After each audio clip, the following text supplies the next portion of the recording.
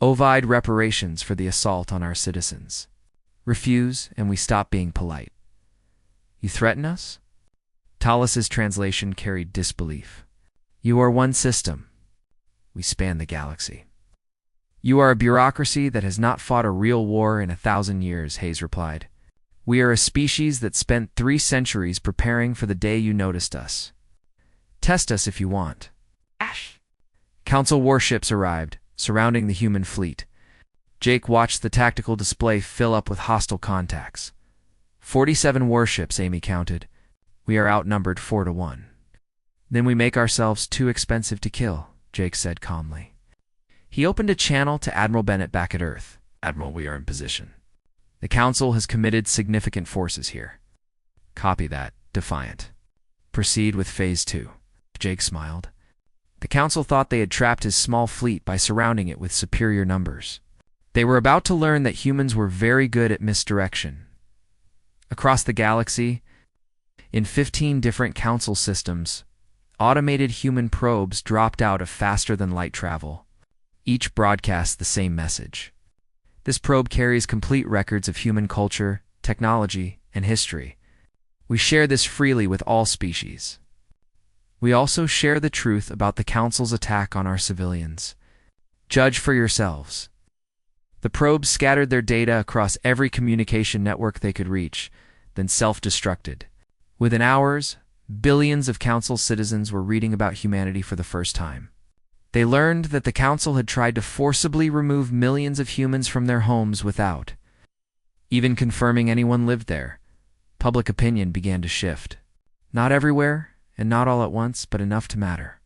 Some species remembered their own first contacts, their own struggles. Others simply opposed the heavy-handed approach the Council had taken. Social networks across the galaxy filled with debates about the situation. At Proxima Station, Ambassador Talus received urgent communications from Council leadership. The political situation was deteriorating. The humans had outmaneuvered them, turning a military standoff into a public relations disaster. Species across the Council were demanding answers about why the mining fleet had not verified. The belt was uninhabited before claiming it. Recall your fleet. Talus transmitted to Jake. We will open negotiations. No, Jake replied. We negotiate right here, with your weapons pointed at us and ours ready to respond. That way everyone is very motivated to find common ground. For the first time in Council history, they would negotiate with a species that brought guns to the diplomatic table and refused to put them down. Jake kept his fleet in formation, surrounded by superior forces, but broadcasting confidence that came from 300 years of preparation back on Earth. People watched the news feeds with pride and fear. Pride that humanity was finally demanding respect. Fear that the whole situation might explode into war that would destroy everything. But there was also something else. Hope. Hope that maybe, just maybe, humanity had played this right. In the asteroid belt, Greg Palmer oversaw repairs to Ceres Station. Work crews fixed hull breaches, while engineers restored damaged systems. Life was slowly returning to normal, though everyone knew normal had changed forever. They had fought the Council and survived. Nothing would ever be the same. Do you think they will really negotiate? Casey Moore asked Greg as they inspected a repaired section of hull. They have to, Greg replied. We gave them no choice. Either they talk to us as equals, or we keep being a problem they cannot ignore. And we just proved we are very good at being a problem. On Proxima Station, preparations began for negotiations that would change the galaxy. The Council was about to sit down with a species that had forced recognition through military action and political maneuvering. A species that had been dismissed as primitive, but had proven anything but. The humans had stayed silent for 300 years. Then the Council made their fatal mistake. Now humanity would make them listen. And once they started listening, everything would change. The negotiation chamber was a cargo bay on Proxima Station that had been quickly converted for the meeting. The Council had never imagined they would host peace talks with a species they classified as pre-contact. Ambassador Talus sat across from the human delegation, flanked by representatives from 5 major council species. Each one wanted something different. Some wanted to crush humanity as an example. Others wanted to recognize them and move on. The council was splitting under pressure it had never faced before. Commander Jake Morrison stood behind the human delegation with his officers. The chief negotiator for humanity was Secretary of State Karen Mills. She had spent 20 years studying council law through their public broadcasts. She had prepared for this moment since she was a student, when the isolation began to feel permanent. "Let's start with the obvious," Karen said. Her voice was calm despite the tension. "Your mining fleet attacked civilian installations in the asteroid belt. 3 million humans live there. You did this without warning and without checking if anyone was home. Under your own laws, specifically Statute 12F, which governs first contact, this constitutes an act of war." Talus's translator made his response sound mechanical. System 3827H was quarantined under developmental protection protocols. Your species was not ready for contact. That quarantine was established 300 years ago, Karen continued. During that time, we sent 17,000 messages requesting dialogue or any form of recognition. We obeyed your isolation order even after we developed faster-than-light capability 2 centuries ago. We respected your rules. You ignored us completely. The Council has 800 member species, said Representative Kilos, the crystalline being who had proposed the mining operation. We cannot respond to every communication from developing worlds. Our resources are limited. Karen leaned forward. Then let me explain something about human civilization. We are not primitives struggling with basic technology. We have a population of 38 billion across our solar system. We have fusion power, quantum computing, artificial intelligence, and faster-than-light travel. We maintained peace across dozens of nations and 3 planets for 3 centuries. The only thing we lacked was your acknowledgement. And when we finally got your attention, you tried to evict us like we were insects. Your attack killed 400 council citizens, Talus said coldly. Your mining fleet tried to destroy stations containing 3 million humans, Karen replied just as coldly. We responded with proportional force after you rejected all attempts at communication. Under any reasonable interpretation, that is self-defense. The negotiations went on for 18 hours straight. The council representatives argued about procedure, precedent, and protocol. Karen countered with human rights, sovereignty, and the moral failure of ignoring 3 million people because they lived in territory the council wanted. Finally, Representative Sela spoke up.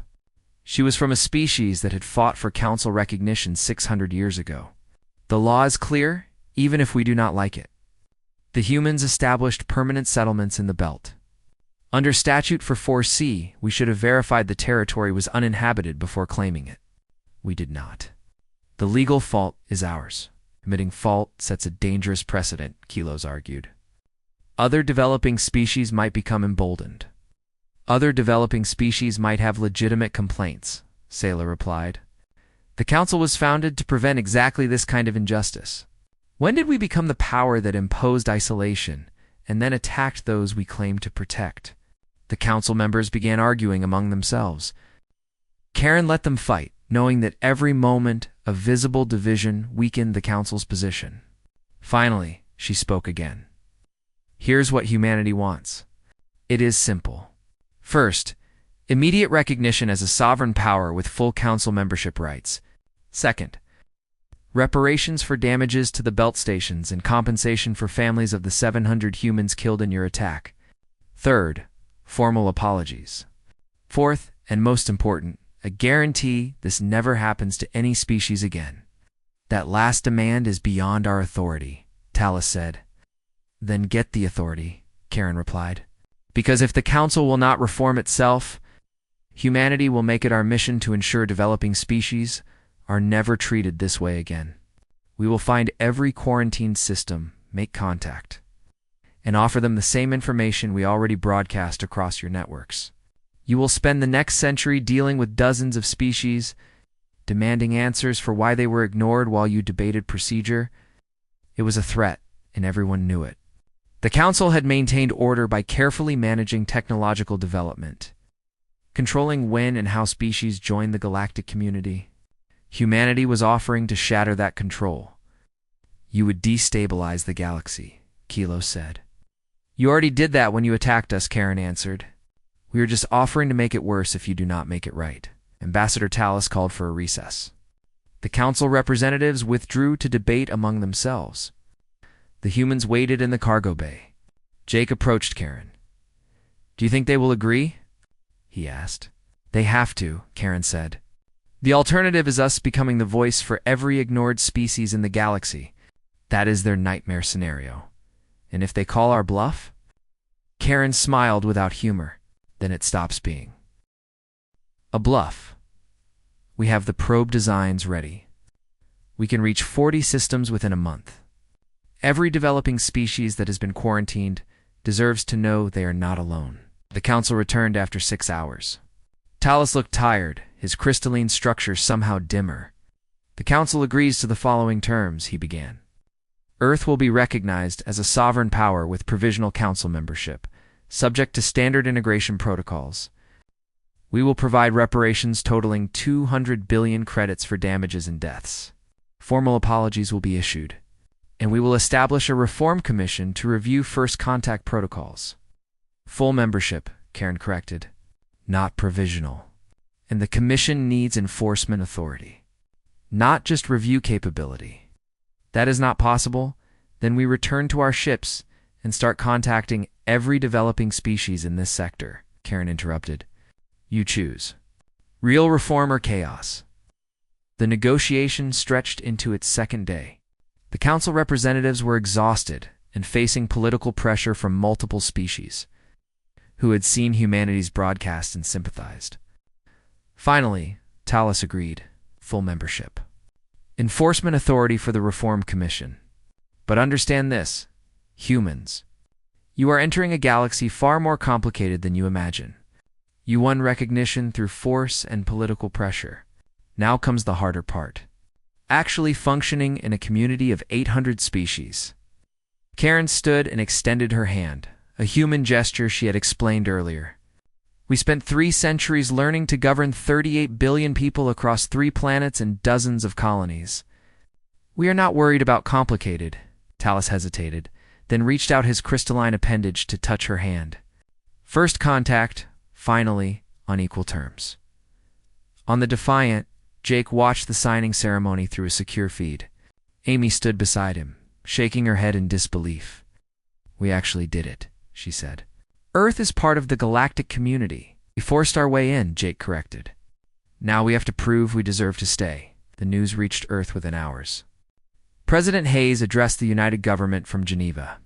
Today, humanity achieved what we sought for 300 years. Recognition. We did not get it through patience or by waiting for others to decide we were worthy. We got it by standing up and demanding it. By showing we would defend our people and our rights. This is just the beginning.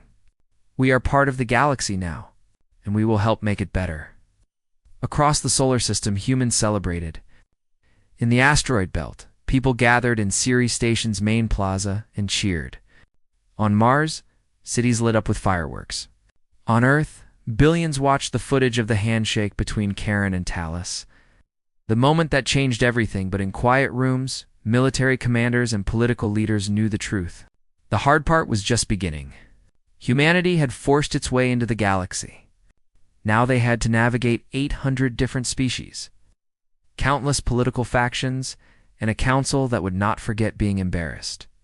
The fight for recognition was over. The fight to matter had just begun.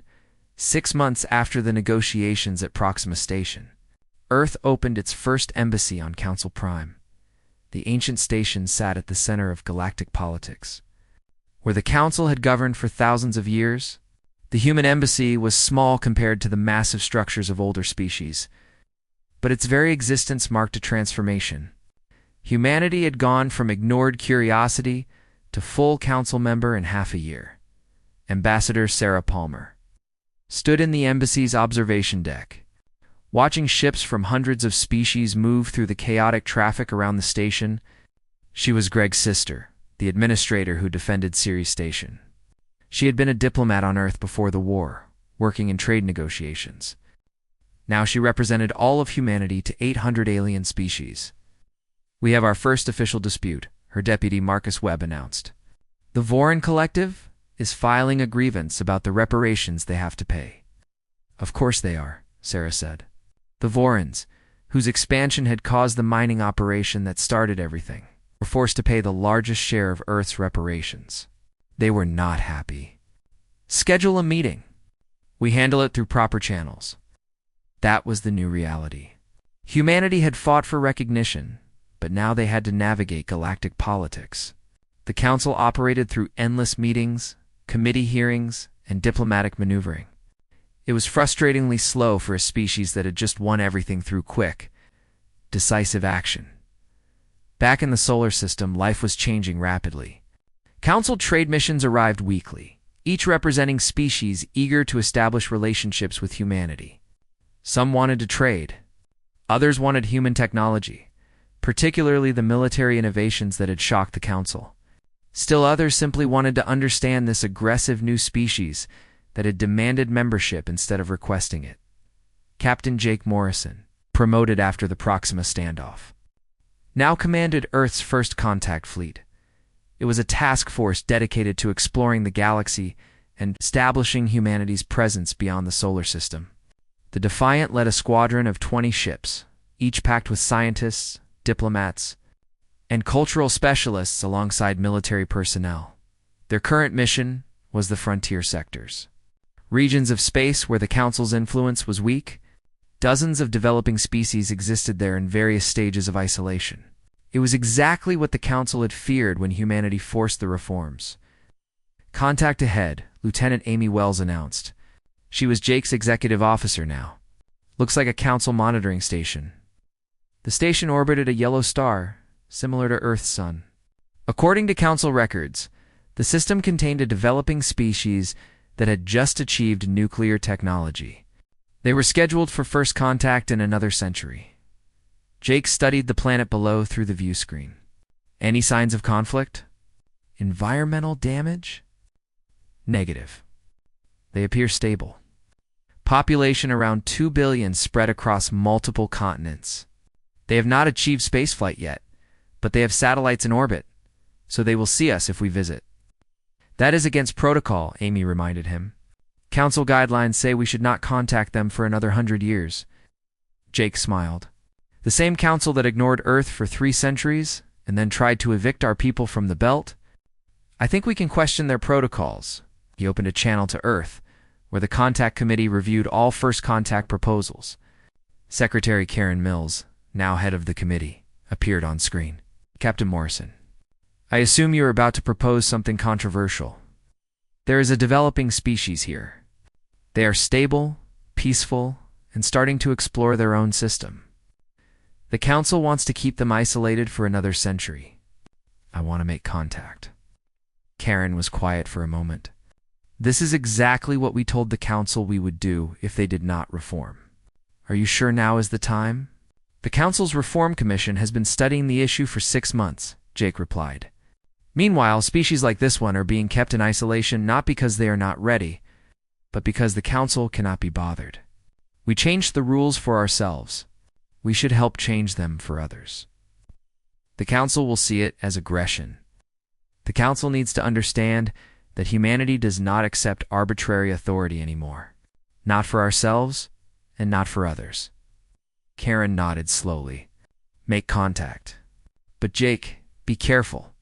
We are still new to this community. Push too hard, and we might find ourselves isolated again, just in a different way." The Defiant descended toward the planet, broadcasting peaceful intentions on all frequencies the species might monitor. The planet's name, in their own language, was Kelner. Its people called themselves the Helane. The first response came from their planetary government. They had detected the Defiant's approach and scrambled military assets. Primitive aircraft compared to human technology, but impressive for their development level. Jake could see the fear and wonder in their transmissions. Jake broadcast his message personally. "People of Kelner, I am Captain Jake Morrison of Earth, representing humanity. We come in peace. We know what it is like to wonder if you are alone in the universe. You are not. There is a community of species among the stars. We are here to tell you about it and to help you join it if you choose." The response took time. Jake imagined the chaos on the planet below. Governments debating, scientists trying to verify the contact was real, ordinary citizens watching their skies and realizing everything had changed. Finally, Kellner's primary government transmitted a response. "We see your ship. We do not understand your technology or your intentions. How do we know? You're home, and we will be damned if we let aliens from across the galaxy take it because they did not bother checking if anyone lived here." The belt began to move. To the Council's sensors watching from their mining ships, it looked like an evacuation. Civilian vessels left Ceres, Vesta, and Pallas. Heading toward Mars, the mining fleet commanders probably felt satisfied, thinking the primitives were finally obeying, but those civilian ships only carried children, elderly people, and those who could not fight. Everyone else stayed, and across 10,000 asteroids, hidden weapon platforms came online. Mining lasers that could cut through rock became weapons. Factories that refined or started building missiles. The belt's industry had always been dual purpose. The Council just never bothered to notice. Commander Jake Morrison brought his ship, Battlecruiser Defiant? through the belt at high speed. Behind him came 30 more warships. Earth's entire solar defense fleet was moving to protect the belt. These ships were not as advanced as Council vessels, but they were built by people who knew they might only get one chance to prove themselves. "Admiral wants you on tactical command," Amy Wells said from her station. "We are the tip of the spear." Jake looked at the display showing the Council fleet. 40 massive mining ships sat around the belt like they owned it. Each ship probably had technology far beyond Earth's best, but they were mining vessels, not warships. And there were only 40 of them, facing thousands of asteroids that had just become weapons. "They think we are not ready," Jake said. "Let's show them what 300 years of being ignored looks like." The 72 hours expired. The Council fleet moved toward Ceres Station to begin forced evacuation. Their captains were annoyed but not worried. They had dealt with primitive species before. This would be simple. Then the asteroid belt opened fire. Railguns, perfected over 3 centuries of human engineering, launched projectiles at incredible speeds. These were not fancy energy weapons or exotic technology, just chunks of metal moving so fast they hit like nuclear bombs. Missile swarms filled the space between asteroids, each warhead guided by artificial intelligence designed specifically to fight enemies with better technology. The belt itself became a weapon. Humans had spent decades mining these asteroids. They knew how to move them, how to break them apart, how to aim them. Now asteroids became missiles, accelerated by carefully placed explosives and sent hurtling toward the Council ships. The mining fleet had shields designed to deflect small debris. They were not ready for weapons moving at relativistic speeds. 3 ships disappeared in the first salvo, torn apart by projectiles they never saw coming. 5 more took critical damage as missiles slipped through their defenses. On the bridge of the mining fleet's flagship, Commander Thelos felt something his species had not experienced in 2000 years: fear. His people had been at peace for so long they had forgotten what war felt like. Now he remembered. "Retreat," he ordered his crew. "Send word to the Council. This system is hostile. These are not primitives." But retreating required time.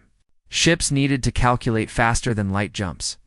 During that time, humanity showed the Council exactly what happened when you trapped a creative species in one solar system for 3 centuries and gave them nothing to do but prepare Jake. Morrison commanded the Defiant as it dove through the chaos. His ship was small compared to the alien vessels, but it was fast and deadly. He targeted damaged Council ships, finishing what the asteroids had started. "Target locked," Amy reported. Firing main guns. Defiant's weapons were simple. Just very powerful lasers and kinetic weapons, but sometimes simple was enough. Another Council ship died, its hull breaching and spilling atmosphere into space. by the time the surviving council ships calculated their escape jumps, 23 of their 40 vessels were destroyed or crippled. The belt had taken damage too. Several stations had holes in them. Some people had died when council ships returned fire in desperation, but Ceres stations still stood. The belt still stood, and humanity had sent a message. The council ships jumped away to safety, running from a species they had dismissed as not ready for contact. Behind them, the people of the asteroid belt began repairs. They had defended their homes. They had shown the galaxy that humanity would not be pushed around. On Earth, President Hayes addressed the planet. Today, humanity fought back. We did not choose this fight. We tried for 300 years to talk to the council peacefully. They ignored us until they wanted something we had. Then they tried to take it without even asking if anyone was home. We showed them the price of that arrogance. Now they know we exist. Now they know we matter. And now they know we will defend ourselves. Across the solar system, humans celebrated. But in the quiet moments, military commanders like Jake Morrison and Admiral Bennett knew this was just the beginning. The council had suffered a defeat. They would not forget it. They would not forgive it. War was coming. Real war, not just a skirmish in an asteroid belt. The council commanded 800 species and had controlled the galaxy for thousands of years. Earth had just embarrassed them in front of everyone. They will come back, Amy said quietly, as the Defiant took up patrol position around Ceres. I know, Jake replied. But now, they know what they are dealing with. We are not asking for permission anymore. We are demanding respect. In the council chambers, thousands of light years away, emergency sessions began. The galaxy was about to learn that isolation did not make humanity weak. It made them ready. And being ready changed everything. 1 week after the battle in the asteroid belt, a council diplomatic ship arrived at the edge of Earth's solar system. It broadcast on all frequencies. We seek dialogue regarding the incident at System 3827H. We have suffered losses and demand explanation.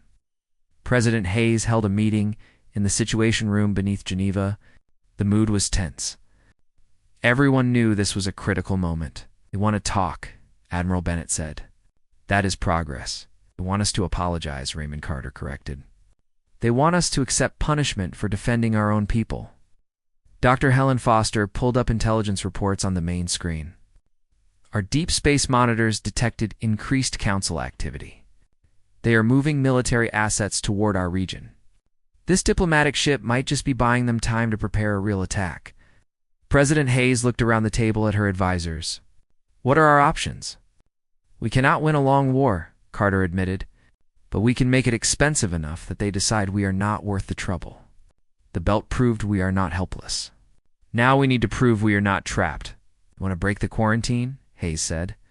It was not a question. I want to give them something bigger to worry about than revenge, Carter replied. He activated a star map showing nearby systems. We have had faster-than-light probe designs ready for a decade. We never used them because the council told us not to leave our system. But they started this fight when they tried to evict our people. The rules changed. Jake Morrison received his new orders while the Defiant was still on patrol in the belt. He read them 3 times to make sure he understood correctly. I want us to leave the solar system, Amy Wells said, reading over his shoulder. That has been illegal for 300 years. Not anymore, Jake replied. Get the crew ready. We are making history. The Defiant was the first human ship to cross the Council's boundary in 3 centuries. She did it at maximum speed, her experimental faster-than-light drive pushing the limits of physics. Behind her came 12 more ships, each carrying a message. Humanity was done asking permission. Their destination was Proxima Station, a major Council trade hub. It was a city in space, home to millions of aliens. Most of them had never seen a human except maybe an old intelligence. Files about quarantined species. When the human fleet dropped out of faster-than-light travel at the edge of the system, chaos erupted. Ships scattered in all directions. Traffic controllers flooded communication channels with demands for identification. The Council's military garrison began preparing for combat. Jake opened communications on every frequency. He broadcast a message President Hayes had recorded personally. This is the sovereign nation of Earth. For 300 years, we respected your isolation order. We stayed home and asked repeatedly for dialogue. You ignored us. When you finally paid attention to us, it was to take our homes because you did not think we mattered. We defended ourselves. Now we are here to discuss terms. You can choose dialogue, or you can learn what 3 centuries of human military development looks like. We will wait for your response. The Defiant and her escorts held position. Weapons were ready, but not active. Shields were up. They made no aggressive moves, but radiated pure readiness. On Proxima Station, Council representatives scrambled. Their protocols had no procedures for this. The quarantined species had broken containment, crossed light years, and arrived at a major hub demanding recognition. It was unprecedented. Ambassador Talus, a veteran diplomat, finally responded. Your presence violates Council law. Return to your system and await judgment. President Hayes's recorded reply played across every channel. You violated human sovereignty when you tried to seize inhabited territory. We are past worrying about your laws. Here are our terms. Recognize Earth as a sovereign power. Establish formal diplomatic relations. PR. For 300 years, Earth had been alone. Not the kind of alone that comes from being the only life in the universe, but the worst kind. The kind where you know others exist, but they refuse to talk to you. Commander Jake Morrison stood at the window of the space station called Watchtower 7. He looked out at the stars like he did every day. Somewhere out there, alien ships moved through space, traveling their routes and living their lives. They passed through human territory as if humans did not exist. Jake was born after the silence began. So were his parents. His grandparents had been young children when the aliens first made contact. That contact had been simple and cold. A message appeared on every screen across Earth one day. It said only this: remain in your system. You are not ready. Then nothing else came. No explanation. No follow-up. Just silence. Earth had obeyed. What choice did they have? The aliens had technology humans could barely understand. They traveled faster than light between stars, while humans were still struggling to build colonies on Mars. So humanity stayed home and built what they could within their own solar system, and they built well. 300 years was a long time. Earth had grown into a world of massive cities connected by space elevators. Mars was now green and blue, its cities home to billions of people. The asteroid belt buzzed with mining stations and factories. Even the moons of Jupiter had human colonies pushing the limits of engineering and survival. But the cage was still there, invisible but real. The aliens had drawn a line around the solar system and told humanity not to cross it. And every generation that grew up behind that line grew more angry about it. Lieutenant Amy Wells walked up beside Jake. She was young, only 25, but already one of the best officers on the station. Another ship just passed the outer markers, she said. Her voice carried the usual mix of curiosity and frustration that all humans felt these days. Heading toward Proxima. That makes 5 this month, Jake nodded. The alien ships came and went, using routes that passed right through human space. They never stopped. Never said hello. Never even acknowledged that humans existed. To them, humanity was nothing. Less than nothing.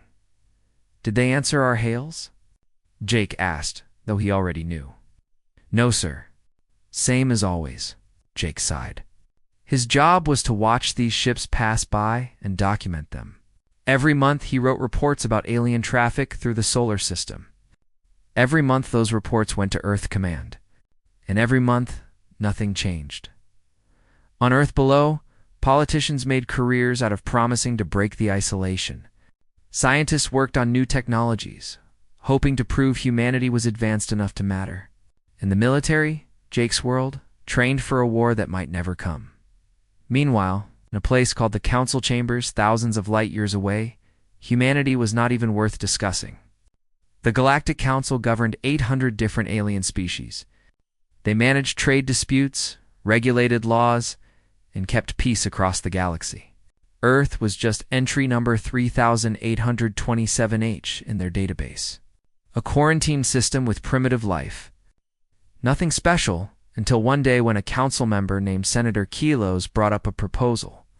Kilos was tall and made of living crystal that reflected light in strange ways. His species had been part of the council for 2,000 years. He knew how things worked. The Voran expansion needs resources, Kilos said to the council. System 3827H has valuable minerals in its outer belt. The locals are primitive. They live on the inner planets. Under our laws, we can use the uninhabited areas for mining, the council voted. Every member agreed. Why would they not? To them, the asteroid belt was just empty space full of rocks. They had no idea that 3 million humans called those rocks home. The mining fleet arrived at Ceres Station 2 weeks later. Administrator Greg Palmer was reading production reports when it happened. Ceres was home to 15,000 people, with another 100,000 scattered across other belt stations.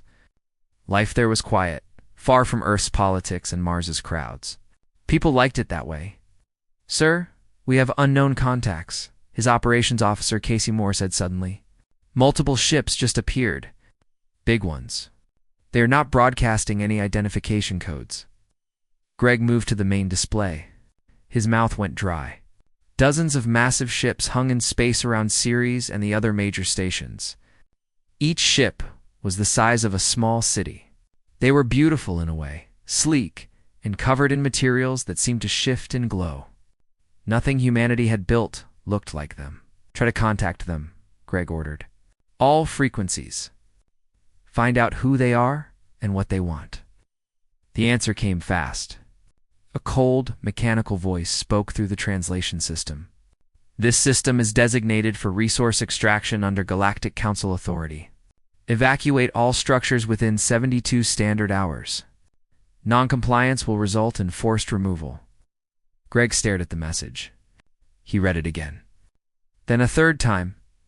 300 years. 300 years of silence, of messages sent and ignored, of humanity staying in its corner of space like they were told. And this was first contact. Not a greeting. Not a "hello, we see you now." It's just an order to leave their homes. The people of Ceres Station had spent 50 years building their home. Some had been born there. Children played in corridors their parents had welded together. Gardens grew food under artificial lights installed by grandparents. It was not just a station. It was their world. "Get me Earth Command," Greg said quietly. His hands were shaking, but his voice stayed calm. "Get me, everyone. Mars, Luna, Jupiter colonies, all of them. What should I tell them?" Casey asked. "Tell them the Council just made the biggest mistake of their lives," Greg said. "Tell them the aliens finally noticed us. And tell them we are not leaving." The message went out across the solar system. Within hours, every human settlement received the news. The asteroid belt, home to 3 million people, was being taken by aliens who did not care enough to check if anyone lived there. Earth's government called an emergency meeting. Military commanders activated defense plans that had been sitting in computers for decades. Scientists checked weapon systems that had never been tested in real combat. And ordinary people, from Earth to the furthest outpost on Jupiter's moon Ganymede, felt something they had not felt in a long time. They felt angry. 300 years of being ignored was bad enough. But this was too much. The Council had made their fatal mistake. They assumed humanity would run away. They thought humans were too primitive to matter, too weak to fight back. They were about to learn that 300 years of isolation had not made humanity weak. It had made them ready. In the asteroid belt, miners became soldiers. Factory workers became weapons operators. Children were evacuated on civilian ships while their parents stayed behind to defend their homes.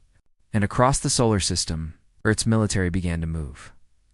The Council had 72 hours to learn what humanity had become during their long silence. It would not be enough time.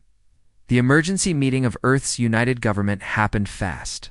Within hours of Ceres Station's distress call, representatives from every nation and colony filled the chamber. Some appeared in person. Others joined through hologram screens from Mars, Luna, and the outer settlements. President Linda Hayes stood at the center, her face calm but her eyes showing the anger everyone felt. "They gave us 3 days," Greg Palmer's hologram said from Ceres. 3 days to abandoned homes we spent 50 years building. They are treating us like animals in their way. Secretary of Defense Raymond Carter leaned forward at his desk. What military assets do we have in the belt? Admiral Chris Bennett, who commanded Earth's solar defense fleet, answered, just patrol ships. Nothing heavy. We never armed the belt because there was no reason to. The main fleet is here at Earth. It would take weeks to move everything there. Can we even fight them? Someone asked. They have faster-than-light travel. They control the whole galaxy. We are stuck in one solar system. President Hayes raised her hand and everyone went quiet. The question is not if we can win. The question is if we let them treat our people like dirt. 3 million humans live in that belt. They are not leaving their homes. Then we are choosing war with aliens who forgot more than we ever learned, Carter said. No, said Dr. Helen Foster, director of Earth's Advanced Research Division. She was a small woman with gray hair and sharp eyes. We are choosing to show them what humans learned while they ignored us. She pressed a button, and images filled the screens around the room. Weapon designs. Ship blueprints. Technology that made even the military officers lean forward in surprise. We have been ready for this since the day they told us to stay home, Helen continued. Every decade we sent them messages. Every time they ignored us, we got angrier. And we got more creative. We knew someday they might notice us. We wanted to be ready. Admiral Bennett smiled slowly. Show us everything. The briefing took 2 hours. By the end, everyone understood. Earth had not been sitting idle during the isolation. While the Council forgot about humanity, humans had been planning for this exact situation. When the meeting ended, orders went out across the solar system. At Ceres Station, Greg Palmer spoke to his people over the station's communication system. The Council thinks we will run. They think we are primitives who will scatter when someone stronger arrives. But we built this station bolt by bolt. Some of you were born here. This is O. You are peaceful? You do not, Jake replied honestly. Just like we did not know if the first aliens we met would be peaceful. But we are not here to conquer or control. We are here to offer knowledge, friendship, and a warning. Warning. There is a galactic government called the Council. They might tell you to wait, to develop in isolation, to stay quiet until they decide you are ready. We are here to tell you that you get to decide when you are ready. Your species, your choice. We will help however we can. Over the following weeks, humanity made its first independent first contact. The Heln were cautious, but curious, much like humans had been 3 centuries ago. Scientists from the Defiant shared carefully selected information about the galaxy. Diplomats explained the Council structure and humanity's recent entry into it. The Helm listened, asked questions, and slowly began to trust. The Council's response was swift and angry. Ambassador Tallis summoned Sarah Palmer to a formal hearing at Council Prime. You violated first contact protocols, Tallis stated. The Helm were scheduled for contact in 97 years after careful preparation. We followed the same protocols you used with us, Sarah replied calmly. We assessed their development, confirmed they were stable, and made peaceful contact. The only difference is we did not make them wait because it was convenient for us. The protocols exist for a reason. First contact is delicate. Species need time to prepare. Earth had 300 years to prepare, Sarah interrupted. We used it well. But we did not need it. We were ready decades before you checked. How many other species are sitting in isolation? Not because they are not ready, but because the Council has not gotten around to them. That is not your decision to make. You're right. It is the Helm's decision. We gave them information and options. They chose to learn more. Are you saying they do not have that right? The hearing lasted hours. Council members argued about humanity's actions. Some supported the contact, seeing it as the logical result of the reforms they had promised. Others viewed it as dangerous precedent that would undermine the careful order the Council maintained. In the end, no sanctions were imposed. The Council could not punish humanity for doing exactly what they had promised to do. Help developing species gain recognition. But the political landscape had shifted. Humanity was no longer the new member seeking acceptance. They were the disruptor, challenging established norms and forcing uncomfortable questions. On Earth, President Hayes addressed the United Government in a speech. Broadcast across the solar system and 2 humanities embassies across council space. 6 months ago, we forced our way into the galactic community because we had no choice. Today, we made our first independent contact with another developing species. Some say we are moving too fast, pushing too hard. I say we are doing exactly what any moral species should do. We remember what isolation felt like. We remember being ignored. We will not let that happen to others. She paused, looking into the camera. To the people of Earth and all our colonies, this is just the beginning. We joined the galaxy, but we are not content to simply fit in. We are going to change it. We are going to make it better. Not through conquest or control, but by standing up for principles the Council claims to value, but often forgets. Self-determination, dignity, recognition. These are not just human values. They are universal. Speech resonated across human space and beyond. Within weeks, 3 more developing species requested contact with Earth specifically, asking humanity to advocate for them with the Council. The Reform Commission, facing pressure from multiple angles, began accelerating its work. Captain Jake Morrison, completing his mission to Kellner, recorded a message for Earth's historical archives. We started as a species in isolation, wondering if we would ever matter to the galaxy. The Council told us to wait, to stay quiet, to let them decide our future. We refused. We fought for recognition, and we won. But the real fight is not about Earth anymore. It is about making sure no other species has to fight the way we did. It is about building a galaxy where developing civilizations are helped, not ignored. He looked out at the stars through the Defiance viewport. They told us we were not ready. They were wrong. We were ready to challenge them. Ready to change the rules? Ready to make the galaxy answer the question we asked 300 years ago? Why should we stay silent just because it is convenient for you? Earth had stayed silent for 3 centuries. Then the Galactic Council made a fatal mistake. They assumed humanity would continue to obey. They learned otherwise, and the galaxy would never be the same.